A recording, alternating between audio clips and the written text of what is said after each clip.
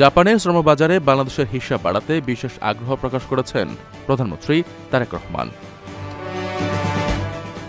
শনিবার প্রধানমন্ত্রীর কার্যালয়ে অনুষ্ঠিত এক সভায় তিনি জাপানে ২০৪০ সালের মধ্যে ১,১০,০০,০০০ তরুণের চাহিদাকে কাজে লাগানোর উপর গুরুত্ব আরোপ করেন।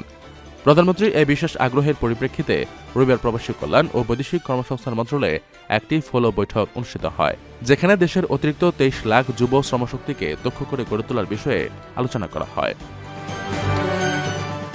সরকারের নির্বাচনী ইস্তেহারের অংশ হিসেবে এই কার্যক্রমকে একটি জাতীয় কর্মসূচিতে রূপান্তরের পরিকল্পনা নেওয়া হয়েছে। বিশেষ করে জাপানসহ বিশ্বের উন্নত দেশগুলোতে অদক্ষ শ্রমিকের পরিবর্তে দক্ষ আধদক্ষ শ্রমিক রপ্তানির উপর জোর দেওয়া হচ্ছে।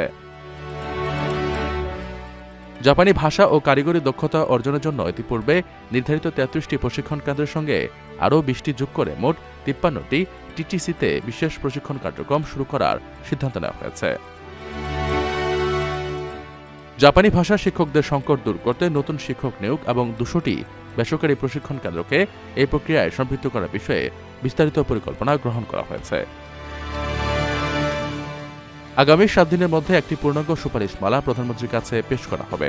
প্রবাসী কল্যাণ ও বৈদেশিক কর্মসংস্থান মন্ত্রী আরিফুল হক চৌধুরী কর্মকর্তাদের দক্ষতান্ত্রিকতার সাথে এই লক্ষ্য অর্জনে কাজ করার আহ্বান জানান, যাতে অন্যান্য দেশের আগেই বাংলাদেশ জাপানের শ্রমবাজার ধরতে পারে।